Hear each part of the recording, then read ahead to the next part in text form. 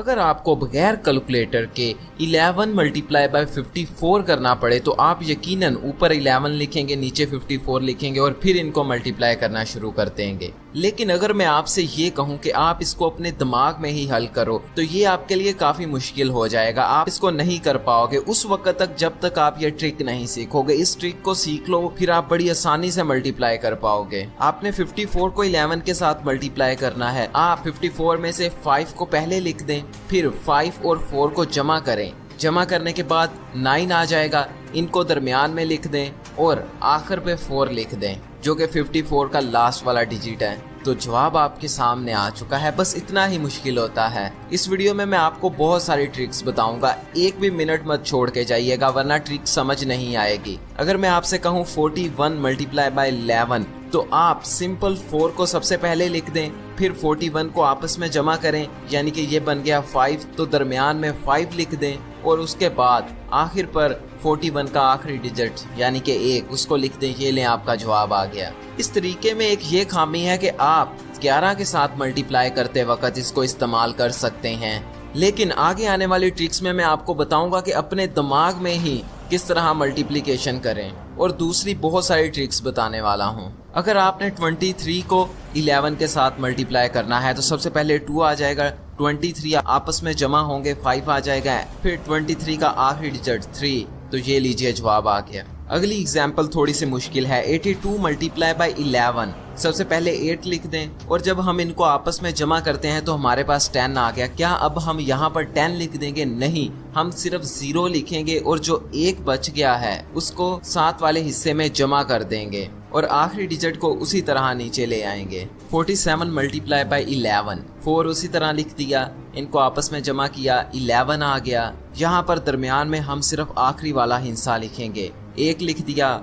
और जो 1 बच गया उसको अगले में जमा करवा देंगे, यानी कि अब ये 4 5 बन चुका है और 7 को उसी तरह एंड पे लिख देंगे। इससे आप 2 से बड़े नंबर को भी मल्टीप्लाई करवा सकते हैं। अब एग्जाम्पल देखते हैं बड़ी वैल्यू की। अगर आपने इस वैल्यू को 11 के साथ मल्टीप्लाई करवाना है तो हम यहाँ पर उसी तरह 5 को सबसे पहले लिख देंगे, फिर पहले हिस्से को दूसरे के साथ जमा करवाएंगे, तो ये बन गया 7 लिख देंगे, फिर उसके बाद दूसरे हिस्से को तीसरे हिस्से के साथ जमा करवाएंगे, ये बन गया 6, तो हम यहाँ पर 6 लिख देंगे और फिर जब हम आखिरी हिस्से पर पहुँच जाएं तो आखिरी हिस्से को उसी तरह नीचे लिख देंगे, यानी कि हमारे पास जवाब आ गया 5764।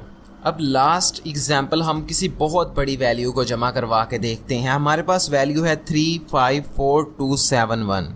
यहाँ सबसे पहले 3 उसी तरह आ गया, फिर पहले हिस्से को दूसरे के साथ जमा किया तो 8 आ गया, फिर दूसरे हिस्से को तीसरे के साथ जमा किया तो 9 आ गया, तीसरे हिस्से को चौथे के साथ जमा किया 6 आ गया, चौथे को पांचवें के साथ जमा किया 9 आ गया, पांचवें को छठे के साथ जमा किया 8 आ गया और आगे अब कोई हिस्सा नहीं बचा तो लास्ट वाला हिस्सा उसी तरह आ गया। अगर आपको इन दोनों को मल्टीप्लाई करवाना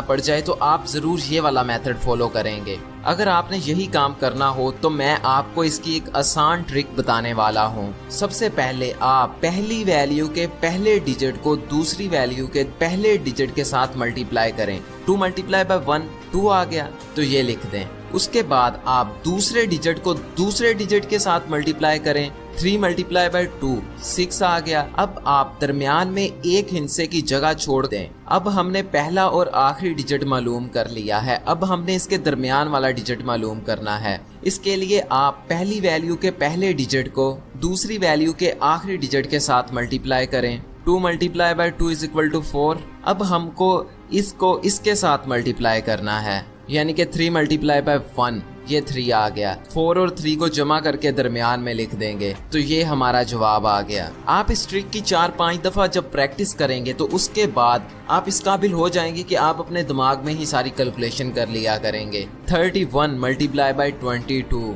पहले डिजिट को पहले के साथ मल्टीप्लाई किया, जवाब आ गया 6 लिख दें, दरमियान में एक डिजिट की जगह छोड़ दें और फिर दूसरे डिजिट को दूसरे के साथ मल्टीप्लाई करें। 1 मल्टीप्लाई बाय 2 लिख दें। अब दरमियान वाले डिजिट के लिए आप इसको इसके साथ मल्टीप्लाई करवाएं और फिर इसको इसके साथ मल्टीप्लाई करवाएं। और अब इन दोनों वैल्यू को जमा कर दें और दरमियान में लिख दें। अब मैं थोड़ा सा डिफिकल्ट क्वेश्चन आपके साथ शेयर करता हूँ। इसको जानने के बाद आप 2 डिजिट मल्टीप्लिकेशन अपने जहन में ही कर लिया करोगे। 23 मल्टीप्लाई बाय 24 करने में तो ये बहुत आसान है, लेकिन इसके अंदर सिर्फ एक ही नई चीज है। सबसे पहले उसी तरह पहले को पहले के साथ मल्टीप्लाई करवाया, 4 लिख दें। अब दूसरे को दूसरे के साथ मल्टीप्लाई कर दें, तो 3 multiply by 4 is equal to 12। तो क्या अब हम यहाँ पे एक डिजिट की जगह छोड़ के 12 लिख देंगे? नहीं, हम सिर्फ 2 लिखेंगे और जो 1 है उसको दरमियान वाले हिस्से में कैरी कर देंगे। अब दरमियान वाला डिजिट मालूम करने के लिए आप पहले को आखिरी के साथ मल्टीप्लाई करें, फिर दोनों दरमियान वालों को मल्टीप्लाई करें और इनको जमा कर दें। ये 14 बन गया और आप इस 14 में वो 1 को भी जमा कर दें। अब ये 15 बन गया। अब यहाँ पर भी हमने 2 डिजिट नहीं लिखने, सिर्फ 1 लिखना है। यहाँ पे अब हम 5 लिखेंगे और 1 को अगले वाले हिस्से के साथ जमा कर देंगे। तो ये जवाब आपका आ चुका है। इस मेथड पर आप प्रैक्टिस करेंगे तो एकदम सीख जाएंगे। लेकिन जो अगला मेथड है, इससे एक 8 साल का बच्चा भी बड़ी आसानी के साथ बड़े से बड़े हिस्से की मल्टीप्लिकेशन कर सकेगा, और वो भी बहुत आसानी के साथ। हमारे पास एक सवाल है 31 मल्टीप्लाई बाय 12। सबसे पहले आपने 3 के लिए 3 लाइंस लगा देनी है और उसके बाद 1 के लिए 1 लाइन लगा देनी है, और फिर 12 की दूसरी जानिब आपने 1 के लिए 1 लाइन लगा देनी है और 2 के लिए 2 लाइनें लगा देनी है। अब हमने देखना है कि हमारी लाइनें कहाँ कहाँ पर इंटरसेक्ट कर रही हैं, एक दूसरे को कहाँ कहाँ पर काट रही हैं। सबसे पहले ये लाइन 2 जगह पे मिल रही है तो हमने 2 लिख देना है। उसके बाद हमने दरमियान वाली लाइनों को काउंट करना है, ऊपर वाली भी और नीचे वाली भी। तो टोटल 7 बन गया, हम यहाँ पर 7 लिख देंगे। और फिर इसी तरह इनको काउंट कर लेना है। ये 3 जगह पे टकरा रही हैं, तो ये लीजिए, ये आ गया आंसर। ये बस इतना ही आसान है। जब आप इसको प्रैक्टिस करेंगे तो आप कुछ ही लाइनें खींचेंगे और बड़ी बड़ी मल्टीप्लिकेशंस कर देंगे। अब हमने 22 को मल्टीप्लाई करना है 23 के साथ। सबसे पहले हम 22 की लाइनें उसकी ऑपोजिट डायरेक्शन में लगा देते हैं। 2 लाइनें, थोड़ा सा फासला छोड़ के 2 लाइनें। अब इसी तरह हम 23 की लाइनें भी लगा देते हैं, 3 लाइनें और फिर फासला छोड़ के 2 लाइनें। अब हम फिर से काउंट करेंगे इन लाइनों ने आपस में कितनी बार काटा है, 6 आ गया। फिर हमने दरमियान वाले सारे डॉट्स को जमा किया तो हमारे पास 10 आ गया। अब यहाँ पर हम 10 नहीं लिखेंगे, बल्कि 10 का सिर्फ आखिरी डिजिट यानी कि 0 लिखेंगे और जो 1 है वो अगली वाली वैल्यू में जमा कर देंगे। और अगली वाली वैल्यू में काटा है 4 बार और इसमें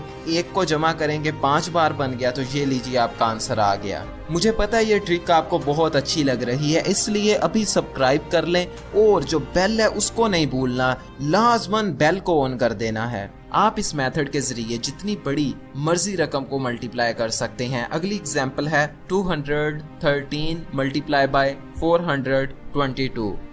अब हम 213 को लाइनों की सूरत में ड्रा कर लेते हैं और फिर 422 को लाइनों की सूरत में ड्रा कर लेते हैं। सबसे पहले आपने इनको जमा किया, इनका जवाब 6 आ गया, आप 6 लिख दें। फिर दूसरे वाले डॉट्स को जमा करते हैं तो ये बन जाते हैं 8, फिर आप 8 लिख दें। फिर हम इनको जमा करते हैं तो ये बन जाते हैं 18, आप इसमें सिर्फ 8 लिखेंगे और जो 1 है उसको अगले वाले डॉट्स में जमा कर देंगे। और अगले वाले डॉट्स को जमा करने पे बन रहा है 8 और पिछले वाला 1 आ गया 9, तो यहाँ पर आप 9 लिख दें। और अगले वाली लाइन का 8 बन गया, यहाँ पर 8 लिख दें। तो ये रहा आपका जवाब। ये बस इतना ही आसान है। आप हर जगह डॉट्स को काउंट करने की बजाय आप ये वाली लाइनों को गिन लो और ये वाली लाइनों को गिन लो और बाद में इन दोनों को आपस में मल्टीप्लाई करवा दो, तो जवाब बिल्कुल सेम आएगा। इससे आपका बहुत ज़्यादा टाइम बच जाएगा और आप चुटकियों में किसी भी सवाल को हल कर देंगे। ये तरीका सच में अच्छा है। आप अपने टीचर्स को ज़रूर बताइएगा और अपने दोस्तों के साथ ज़रूर शेयर कीजिएगा। अब मैं आपको बताने वाला हूँ कि हम 2 डिजिट स्क्वायर किस तरह मालूम करें। अगर आपने 35 का स्क्वायर मालूम करना है, यानी कि 35 मल्टीप्लाई बाय 35 कितने होते हैं, तो सबसे पहले आप 3 का स्क्वायर मालूम करें, यानी कि 3 multiply by 3 is equal to 9। और फिर आप 5 का स्क्वायर मालूम करें, यानी कि 5 multiply by 5 is equal to 25। तो आप 9 के साथ 25 लिख दें। इसके बाद एक छोटा सा स्टेप रह गया है, आप 3 और 5 को आपस में मल्टीप्लाई करें और फिर इनको 2 के साथ मल्टीप्लाई कर दें। 3 मल्टीप्लाई बाय 5, 15 मल्टीप्लाई बाय 2, 30। तो आप इस तरफ से एक डिजिट की जगह छोड़कर यहाँ पर 30 को लिख दें और इनको आपस में जमा कर दें। तो ये लीजिए आपका जवाब आ चुका है। अब हम देखते हैं 53 का स्क्वायर। 5 का स्क्वायर 25 आ गया, 3 का स्क्वायर 9 आ गया। हम यहाँ पर 3 का स्क्वायर 9 आ गया, हम यहाँ पर 9 नहीं लिखेंगे बल्कि 09 लिखेंगे और बाद में 5 multiply by 3 is equal to 15, 15 multiply by 2 is equal to 13। यहाँ से एक हिस्सा छोड़ दें, यहाँ पे 30 लिख दें और अब इनको जमा करवा दें। तो ये लीजिए आपका जवाब आ चुका है। आप इतनी ही आसानी के साथ किसी भी नंबर का स्क्वायर मालूम